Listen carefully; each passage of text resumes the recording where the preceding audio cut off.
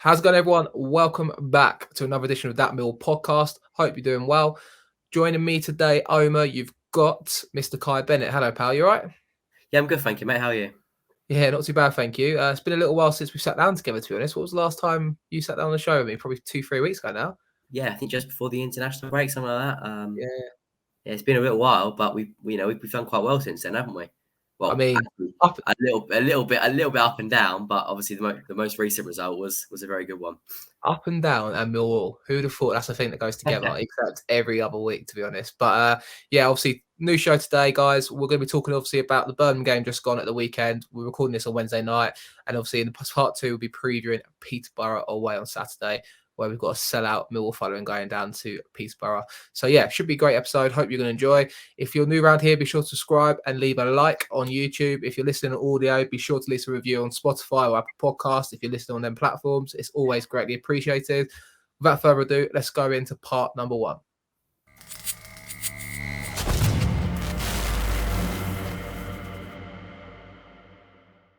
And welcome to the first part of the show. Kai, you weren't on our little hangout thing we done on Twitter Spaces last Saturday night after the Birmingham game. But obviously, as we mentioned, a 3-1 victory on Saturday at the Den. What did you make of the game, mate? Obviously, great win and great performance. Absolutely. And before we talk about the game, listen to the Twitter Spaces, listen to the podcast. I thoroughly enjoyed it. It was good, wasn't it? They sound like quite a good thing to do then. It's different. It's different. It's I don't know how often or frequently we'll be doing them, but I think the good thing about it is obviously you can record it, but also you just get different kind of opinions in. So if you're listening on here and you haven't joined that, I mean, I'm sure we'll be advertising again when we do another Twitter Spaces. But obviously it kind of blew up like a couple of weeks ago, didn't it? With the singular dialect stuff and all that sort of stuff. And Mickey's been on me for a little while to do something like that after a game. And yeah, we've done it obviously Saturday night after the game. Lots of joyous reviews because obviously we won the game. But yeah, like I said, it was obviously something different. But hopefully you'll make the next one, mate. But yeah, Saturday, 3-1 against Birmingham City. Great win, wasn't it?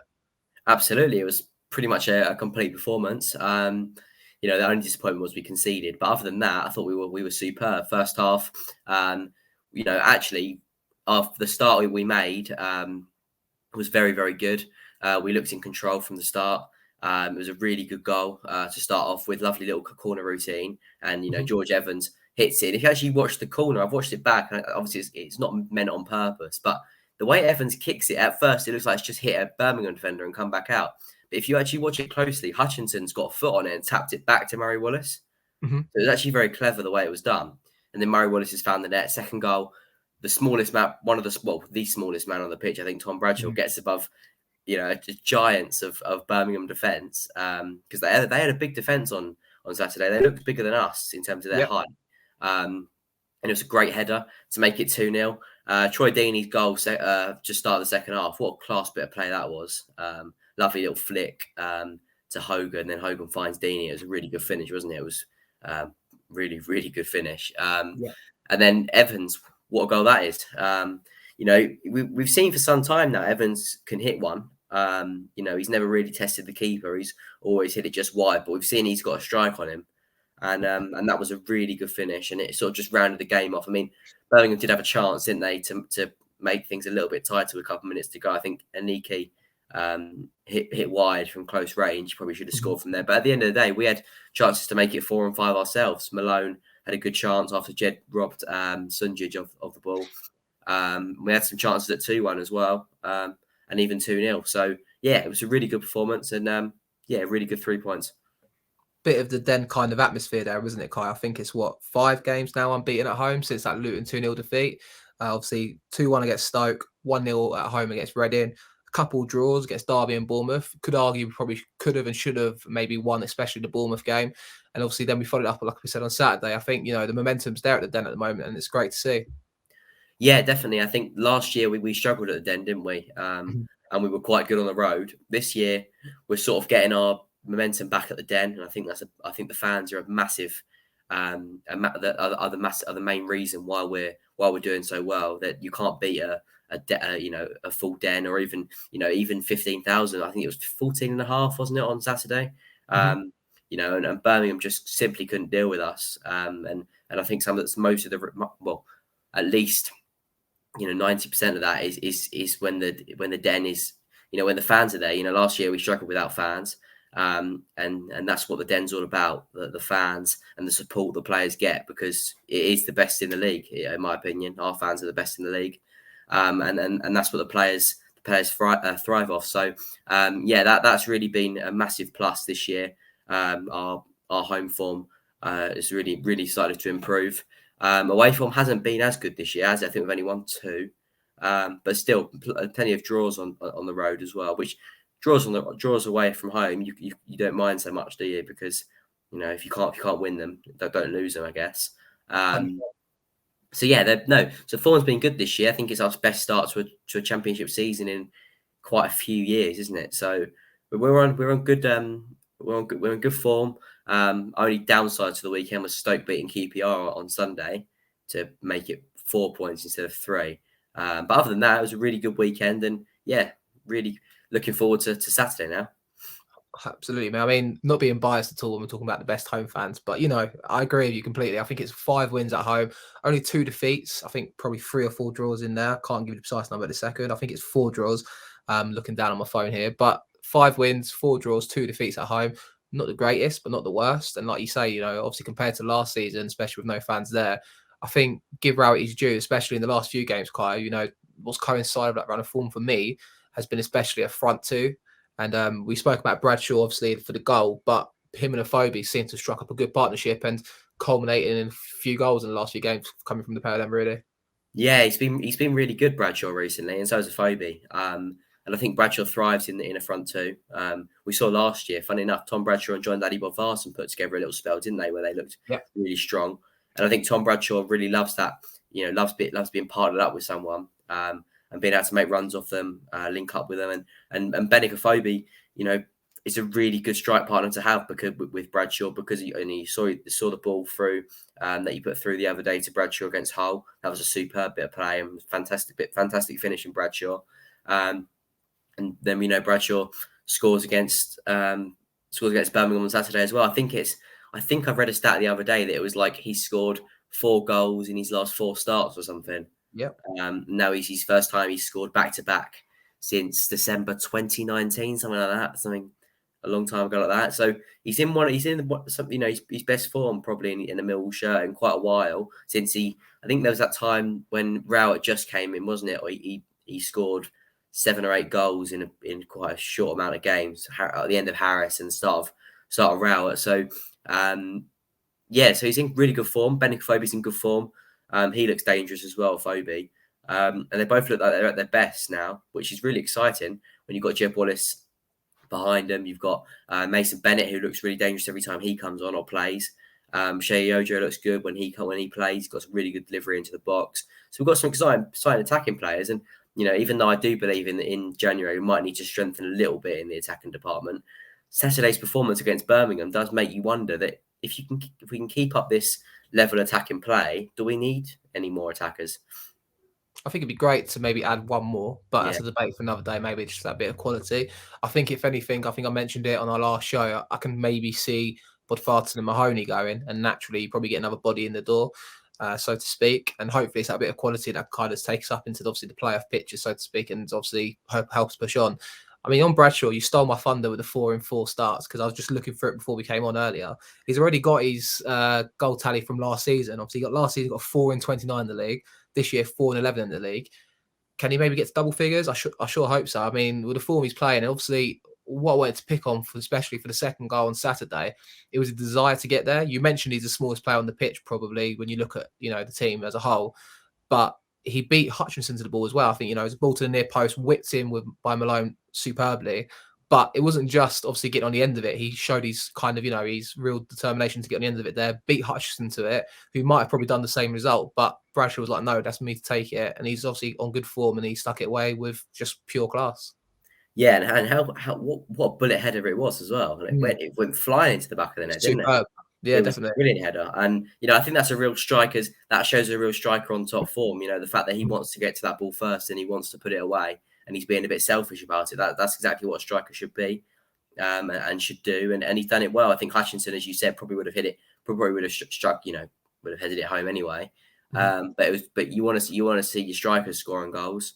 And Bradshaw scoring another. on Saturday was another bonus, and I'm hoping that him and Afobe will start again up top against Peterborough, because they're looking a real duo that shouldn't and could, well, that should be feared at the moment. And I think any defence will be looking at them and studying them in depth and how to stop them, because at the moment they don't look like they can be stopped. They look really good and they're in good form, so they'll be confidence is high, and hopefully they can repeat it against Peterborough on Saturday.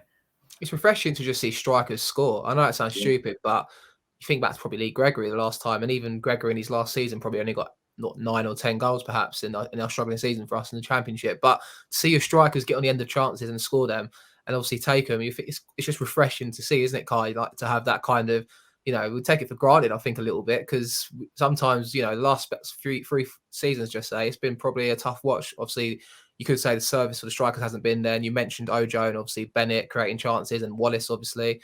But to have that kind of number 9 in there gives the team confidence, knowing they're probably going to score a goal. And obviously, we're renowned for our draws, but the last time we didn't score in a game was that Luton game that we keep talking about. Yeah. And I feel like we turned the corner a little bit. I know we came up from the international break and we had a draw and a defeat, but in those 2 games, Bournemouth we probably and should have won it. I think if the game went on for another 10 minutes, we would have took it. And that whole game, we went for it and probably could have scored 3 goals that day on a different day, or maybe 4. I mean, it was an open game, and I guess on that side of the day, we were just kind of on the wrong edge of the sword, really, wasn't we? Yeah, how we didn't equalise against Hull, I'll never know. I mean, we had a couple get off the line, didn't we? The one that even like it was going to go in. I think Saville just got the ball taken off his foot at the last minute. We had Danny McNamara forced the keeper into a good save. We had some really good chances. So yeah, I think Gary Rowett has sort of changed it up a little bit recently. I think he's tried to go a bit more attacking, tried to be a bit more as attacking it, and tried to go not really. I don't know. It's a hard way. It's hard to put it, but I guess just not go so defensive and look to go more. Look to take more risks in the attacking areas, and I think that's really paid off. And I know we lost against Hull, but we did look more dangerous. And I think another day, as you say, we could have won that game. I think poor defending cost us that day rather than not being able to score. It was the fact that both of their goals were pretty poor, and that's what he said after the game. He said something like, maybe I need to change, maybe I need to sort this balance out. And then we played against Birmingham. We went back to back 5, and all of a sudden we looked a different team. So it does show you that if you play a back 5, you can still be attacking and you can still be dangerous. It's just when you play it right. And on Saturday we played it to perfection. So it does show you that if we do play back 5 now, that's absolutely fine. We just need to play like we did against Birmingham and set out like we did against Birmingham, and we'll be fine. You brought me neatly onto the formation. Obviously, like I said there, we score goals, and it's funny how, our form is only 6 points from 5 games, which isn't great, but we're not talking about the formation because we're scoring goals and we're looking attacking. And you're right, there definitely has been a kind of, I guess the pennies dropped in the sense for Rowett, and I feel like we do kind of look to score more goals, throw bodies forward. I got caught out on Saturday because I'm not sure. I thought at times it was a back 4 with Murray Wallace kind of hogging the left hand side. A little bit at times, didn't it? Exactly, especially the first half in particular. And I think Paul Clark, if he's listening to this, or Phil Clark, sorry. I don't know why I said Paul Clark. Apologies, Phil. But I think he pulled me up on it on Twitter the other day saying, was it a back 4 or was it a back 5? I think first half in particular, Malone got forward so much, and you saw Murray Wallace kind of on the left-hand side, hogging the left-hand side as the left centre-half. It felt like at times it was a back 4, and obviously Malone playing that kind of wing on the left hand side, and obviously, like you say there, you was on the sideline watching the game, so maybe had a better vantage point than me behind the Carlo lane. But it felt like at times it was a back 4, and I guess I kind of went back to him saying the fluidity in the team is I think that's the key there, where we're kind of throwing bodies forward, but also you got players that get up and down the pitch. Billy Mitchell was up and down constantly. Even Evans was putting a shift in on Saturday, and I think the players are aware of where they should be on the pitch roughly, but the rest of it's kind of giving them a bit more freedom to play with the ball and kind of look for opportunities. Jed always loves to drift in from the right and kind of causes havoc. And I think in the first half for me, he took up more position on the right, which made me thought it was like a 4-2-3-1 sort of thing. But I don't know how you saw it on Saturday. I think second half in particular, once they threw on Djukovic, they quickly went back to back 5. But, 3 strikes on the pitch, we had to deal with that, didn't we? The threat. Yeah, they had a massive front 2 in Djukovic and Deeney. But funny enough, Deeney kept dropping so deep, didn't he? Didn't notice that. Hogan and Djukovic, wasn't it? And then kind of Deeney dropping in a little bit, wasn't it? Yeah, and he was just sort of looking to get the ball and then find the passes. And and he did it well at times. He looked really dangerous once he got on the ball. He looked like he was going to pick a pass, any pass as well. Yeah, we had to go. We had to go really. We had to go through at the back for that because we had to win them balls in the air and the aerial duels. And the one thing that I was really impressed with on Saturday was obviously after the news with Daniel Ballard and Ryan Leonard both being out for 3 months, we could have quite easily crumbled, and with especially about Ballard, obviously who's been a stalwart this season. He's been fantastic, and him being out for 3 months is a real big blow. But the back three, or on Saturday, they really showed composure and class. Murray Wallace comes in, Cooper comes in. I thought Cooper was good on Saturday. I thought that was one of his best games of the season, actually, because Cooper hasn't been as reliable as always this year. But he looked like he was going to get back to his best on Saturday, and we're going to need him going forward now. Ballard's out. I think going back to that fluidity point, I think having Murray Wallace play the left side centre half, as much as I love Cooper, I think defensively you can't knock him in a sense where he'll defend his 18-yard line when ball's going in the box. He'll win. He'll put his head on it. He'll get last ditch tackles in. But when he's on that left side, I just feel like he's a bit more vulnerable to a ball down the channel when he's kind of dragged out of position a bit more. You got a bit more of a kind of more kind of moving player, so to speak, and who can kind of be a bit more causing trouble, shifted from side to side. And Cooper struggles with that. But I think if you leave him in the heart of defence to clear up any kind of mistakes from other defenders or, balls into the box, it just makes it look easy. And I think obviously having Hutch and Cooper in there, they kind of, I think Hutch obviously showed a bit more kind of going forward what he can do on the right side as well. So it kind of maybe stumbled across a good balance there, obviously with the unfortunate injury of Ballard. But we are one injury away from Alex Pearce, Kai, who did come on as a sub the other day. I hate to criticise a player, and I wouldn't criticise Pearce anyway, because he done nothing wrong Saturday. And we know what Alex Pearce offers to this squad in general off the pitch. But is that maybe Gary Wright saying, look, if Ballard's out for the rest of the season, you need to back me in the window? We're talking about January earlier about maybe bringing a striker in. But if we're one injury away from Pearce, as much as I, appreciate what he's done in his career, he's a good leader, great character, it's great to see. We're one injury away from him playing in this side at the moment, ain't we? Yeah, we are. And I think it was exactly the same last year, wasn't it, when Hutchinson got injured? We had Pearce in at the back, and Ryan Leonard being injured also is a big blow for that as well, because Leonard could play as centre back. So now the only other centre back apart from that we have is Evans. Interesting though that sorry to interrupt, Alex Mitchell didn't play on the weekend for Leyton Orient either, and is not cup tied. So maybe could be something in that. Maybe you could see him coming back in January. I guess you want to keep him at Orient playing week in, week out, but he's not cup tied, and if maybe we get one more injury, it wouldn't surprise me to see him come back start of January. Well, you never know. He might start in that Palace match. You never know. Homegrown talents. You have McNamara in there, Mitchell and other Mitchell. Cool. And maybe even Thompson as well for that game. I think if we play Thompson and we make too many changes, I don't think the fans will be best pleased, to be honest, against Palace. No. We haven't spoke about that, but obviously we have got Palace at home in the FA Cup third round. The proper little London derby tie that's going to be, Kai. I can't wait for it. Neither can I. And apparently Palace could have as many as 4 players out for it as well, but due to the African Nations Cup. Zaha sounds like he could be out. Obviously, it depends how far their teams get in the competition, doesn't it? But there's 4 players that could be out for it. I fancy us, to be honest. I fancy us for the game. One of my mates is a Palace fan. He rang me the other day. He said, "Oh, you're going to lose. You're going to get thrashed." I said, "Not at the Den. I don't think so, mate. Not at the Den." If we're going to Selhurst, I mean, we've got some good memories at Selhurst, though. Yeah, this is true. So I think we're always quite good value in a South London derby as well. Obviously, we know Charlton they can't beat us, but Palace did beat us. I think it was 1-0, didn't they? I think Easter scored. I can't remember how long ago. That must have been 12 years ago. New Year's Day. I think that's when Nathaniel Klein done that tweet that they all love talking about, where he's going, South London is ours, South London is ours, fuck off Millwall, South London is ours. Like, he done a tweet after the game. So like, if you look through Palace's Twitter after getting the draw, everyone's like, give Klein the captain's armband for the game because he's back at the club and all that sort of stuff. So there's a bit of an underlying tone to that. But I just can't wait to see 24 years living next door to Alice pre-game. That's the one thing I'm looking forward to the most. But it should be great. And I think I'm looking through their squad now. You've got Cheku Kouyaté, Jeffrey Schlupp, Jordan Ayew, and Wilf Zaha, who are all 4 players that play for Ghana, Senegal, and for Ivory Coast. So, yeah, it could be 4 good squad players there and a couple of key players that could be missing for them, which could be our advantage there, Kai. Well, yeah, it's lucky Ayew's out because he hasn't scored for about 2 years, so you guarantee he'd score against us, wouldn't he? So that's lucky.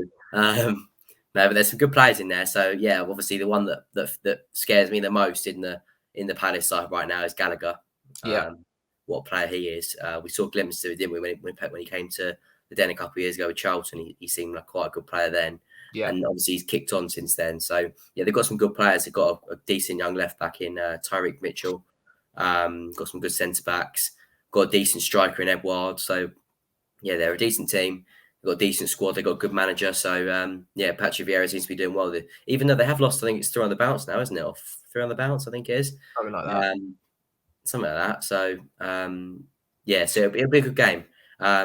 If not anything else, just the atmosphere and the songs.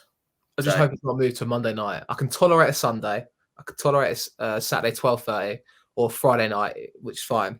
But if it's moved to a Monday 8 o'clock kickoff or something silly for Sky or not for Sky, for BT or ITV or whatever channel is on nowadays, I'll be a bit disappointed about that. But should be a great occasion nonetheless.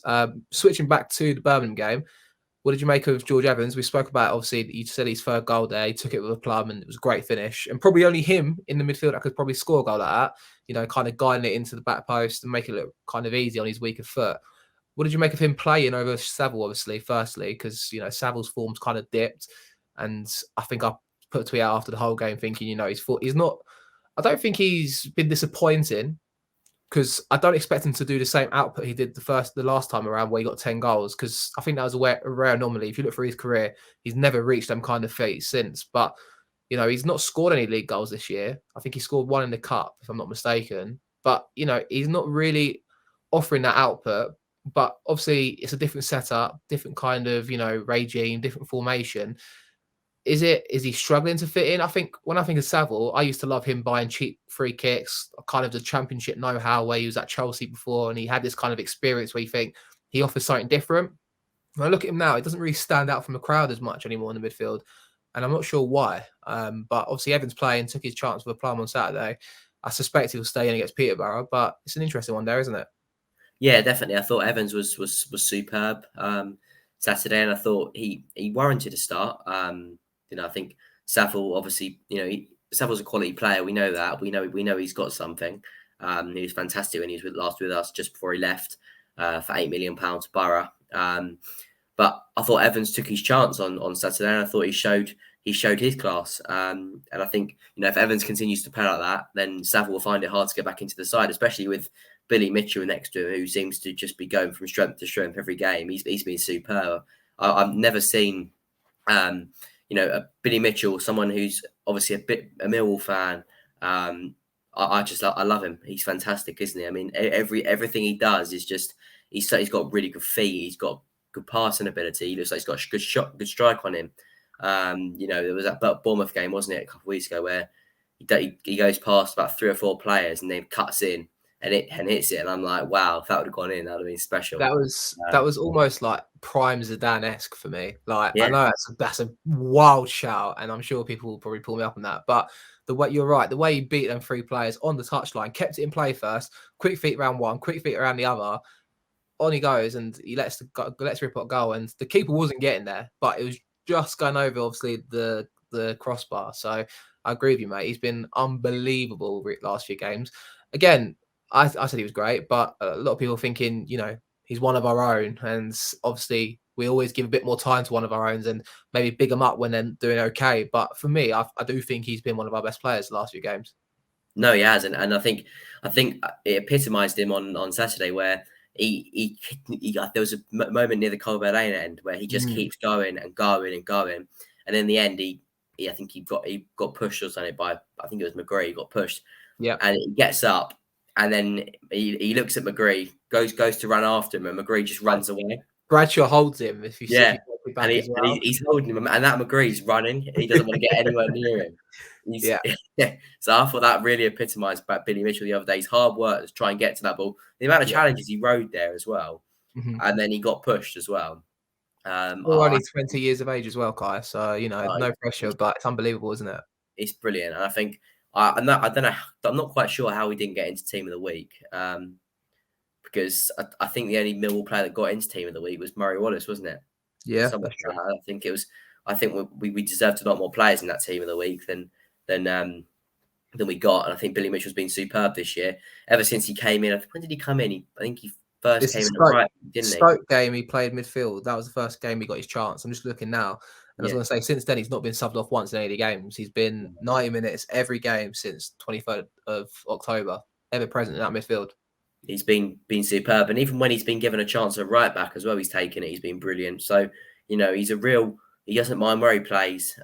He gives his all wherever he plays. And he's just a superb talent and someone that is fantastic now and could be even better in the future. Definitely. I think we've name dropped a lot of the players that stood out for me on Saturday. I mean, Danny Mack has been obviously quite decent down the right-hand side. And I think, it's great to see him back in the side last few games. At one point, we was wondering what's Gary Wright got in for him here. But, he came in against Bournemouth, looked really good, struggled a little bit at Hull. I mean, you could say he was culpable for at least the first goal. But I think he does offer that bit more, ball playing ability. And I do think we look a better footballing team when we have him there at right back. And he's just really calm on the ball, maybe too calm at times, you could say. But he's definitely offers that bit of presence, doesn't he, and composure through the back line. Yeah, and Gary Wright's been calling in for him to get an assist, have more goals and assists to his game. And he popped up with one on Saturday. So that will do his confidence a world of good. Get that first one will be nice for him. And it'll probably just take a little bit of pressure off that he's maybe been put on himself to get one. So yeah, it's always good for him. He scored a goal at St Johnstone, so he's drew a goal here at Millwall. I'm just looking for his career stats on Flash Score. Scored a goal at Havant Waterlooville on loan, Dover on loan, St Johnstone. So maybe we're not far away from Danny Mack's first Millwall goal. If he scores on Saturday, you heard it here first. That's all I'm going to say. So him and Billy together, Billy to score both in the game. Can you imagine that? Against Palace, yeah. That'd be class. 2-0 win, Danny and Billy score. I can only imagine what the den will be like if that was the case. But yeah, we'll save that thought for when we preview Palace in a few weeks' time anyway. We've got a lot of football to talk about anyway. We're coming up to part one, finishing here. Before we do that, who was your man of match Saturday, Kai, if you did have one? Was it Billy Mitchell? Would have to be Billy Mitchell, yeah. Yeah, fair. I think I'll probably agree with you. I thought Evans was good when he came in. I don't think he done anything special, but I thought, like we said there, Evans came in off that bit of composure. Bradshaw and Afobe both worked their socks off, but yeah, I think I'll agree with you. We'll go with Billy Mitchell for man of match from Saturday's game. We're going to end up part one here anyway, guys. We'll talk about in part two a bit more about Saturday's game against Peterborough. Hopefully, Millwall can get another win. So we'll go into part two now. Back in a second.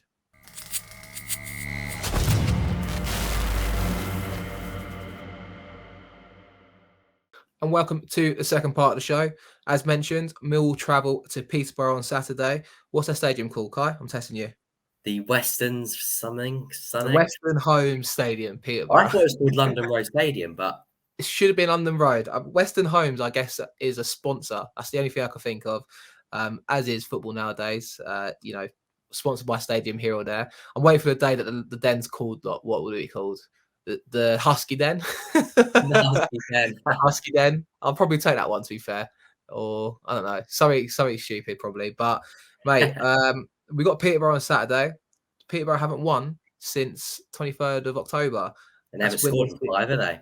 No, not scored in 5. And they're winless in 1, 2, 3, 4, 5, 6, 7. 1-0 Peterborough on Saturday. Sounds about right. Tough opposition, obviously, on Saturday. Tough place to go as usual. Last couple of times I've been there, we've lost 5-2 the first season in League One under Harris. I think Tony Cray scored his first goal back that day. Good away day that was in general. It's always a good away day, Peterborough, which is great. But the second game that sticks in the memory, we lost 5-1 or 5-0 under Harris again. Morrison was 4-0 down at half-time, going off, started swearing at the away fans. So I've got good memories going there. We are due a win.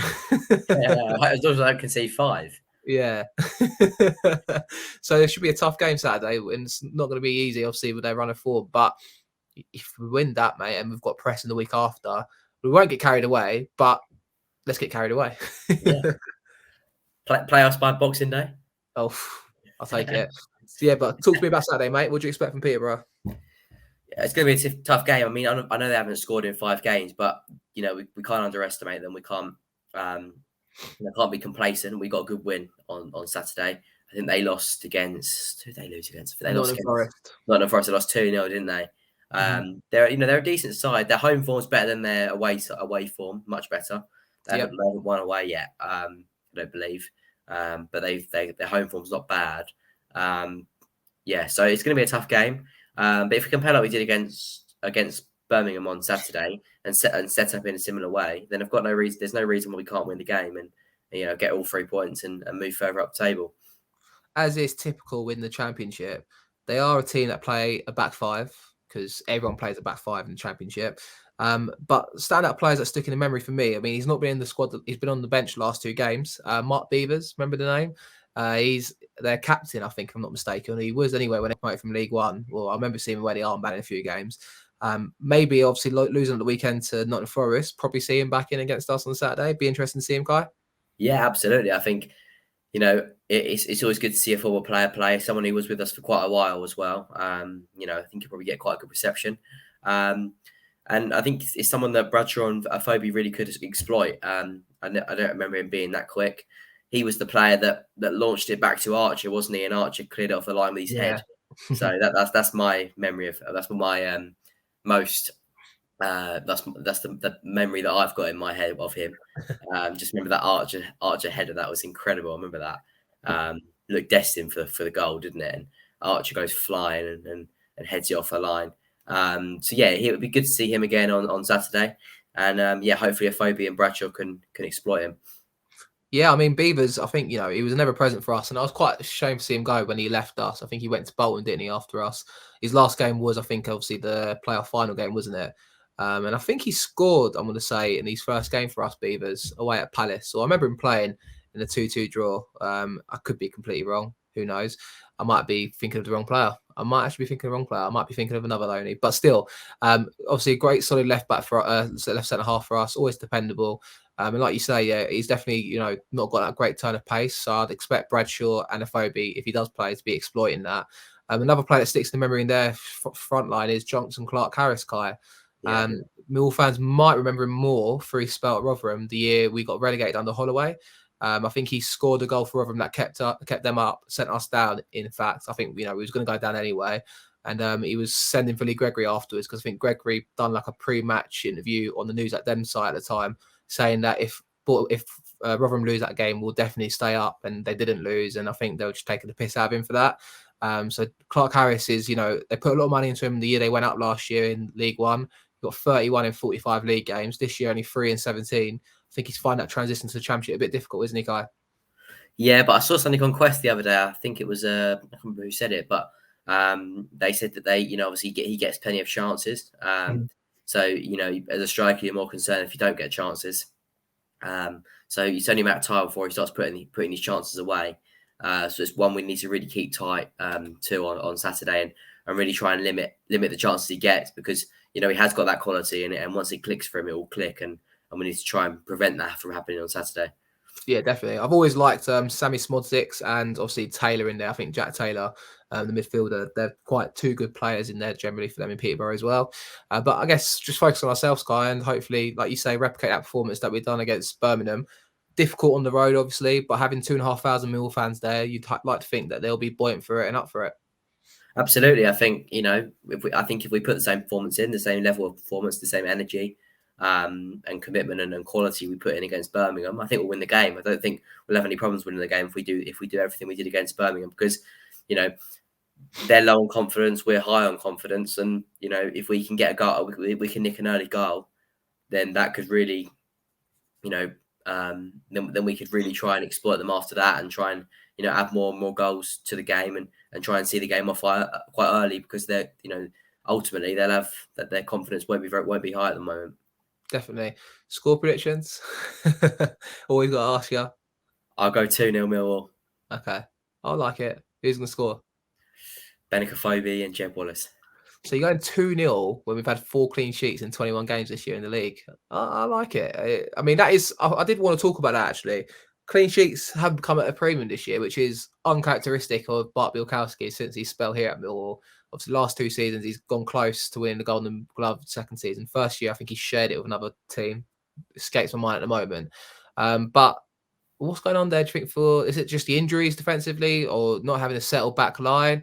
Or is it, obviously we said we've played a bit more open in the last few games and maybe looks a bit more kind of susceptible to the counter-attack. It's just not really clicked for us at the back this year, because if we score goals like we have been, even 1s and 2s in some games, you normally typically back us to keep a clean sheet at the other end and hopefully nick a 1-0 in that case. Yeah, I think it's something more to do with the fact that we haven't had a settled back line Mm. for the majority of the season. Obviously, start of the season, Cooper was out first game. I think followed that Hutchinson was out for the second game, and he was out for a Yeah. couple more games after that. So we've had Hutchinson, not had Hutchinson the whole season. We've not had Cooper hasn't been at his best. Yeah. I think that's all reasons, all part of it. Even Murray had a spout, didn't he? I think he got an injury, didn't he, a little while ago? I'm not Yeah, mistaken. he had a Yeah. knee. I think it was knee, wasn't it? Yeah. Yeah. So he had a little spell out, and now Ballard's out. So we've not been able to really keep the same back line we'd like to. And moving to the other end of the pitch with Jeb Wallace, who obviously hasn't. I don't think he's scored or assisted in 5 or 6 games now. Yeah. But I think that's more to the fact that we're not having to rely on him so much due to other players, doing well like Bradshaw and Afobe. And other like Evans, Billy Mitchell, creating stuff as well. So it's sort of taken the pressure off Jed now to go and carry the team on his shoulders, and I think he's playing a bit more freedom now himself, and it would be nice to see him get a couple more goals and assists soon. I think it's only a matter of time with a player like Jed. I think it's just, I agree with you. It's actually quite refreshing because, yeah, you're right. The last 4 or 5 games, you haven't really seen him be involved in a goal, so to speak, but still picking up points and still scoring goals. And that was my worst fear, especially last season and the season before that, where if he's not on form, you're in trouble. And it's great to see, like you say, the quality we've got. Jed's obviously not being relied on as much in the last few games, and Bennett and Tom Bradshaw stepping up, Billy Mitchell stepping up. It's great to see and have them options, Kai. Yeah, definitely. I think it's positive when more than one player, like 5 or 6 players are stepping up at the minute and finding us goals and assists. Defense is doing a reasonably good job, and we're profiting from that. We profited from that on Saturday. We scored 3 goals. Not a single one of them was scored or assisted from Jeb Wallace. Mm-hmm. So that it does show you that other players are chipping in, other players are doing the business themselves now, which is good because it means that we can now share it around the team a bit more. Definitely. I think we've reached our crescendo point. I'm going to agree with you. I think we might win on Saturday. I hope we do. I mean, be a shame if we don't when we've got the following going there to London Road on Saturday or the Western Home Stadium. It'd be great just to see us get a good win away from home, get a good run of form together, lead to Preston at home, and fingers crossed we can do the business. And like you say, be in the playoffs at Boxing Day. But ultimately, it doesn't matter when we're there, as long as we're there by the end of May or the end of April, should I say. So that's the important time of season, isn't it, Guy? Absolutely. Well, as long as we get there, for that last game, that Bournemouth game, that's all I care about. I think this is the point where people turn off and go, "God, these lot are talking absolute rubbish and get ahead of themselves again." One game at a time. I'm preempting already what the comments will be. So, Dream. yeah, that's it. We can dream. We can dream. And hopefully, we've got our mind already on Palace as well. We can hopefully get the business done there. But we'll talk about that another day anyway. So, Kai, thanks for joining me today as always, and hope to see you soon, mate. No worries, mate. Hopefully we can get 3 points on Saturday. Fingers bloody crossed. Yeah, as Kai said there, hopefully we can do the business Saturday. If you've enjoyed this video, be sure to leave it a like. Subscribe if you're new. Be sure to check us out on Twitter at that Millwall Pod. I'll plug TikTok if you're into it because Mickey's been banging out the last few days and he keeps telling me there's good numbers there. So if you are one of them people that are new from there, hello. Thanks for watching. And obviously check us out if you haven't done so already across our socials. And be sure to check out for more content, hopefully coming from the weekend's game. Fingers crossed we can do the business. And yeah, thanks for tuning in, guys. See you soon.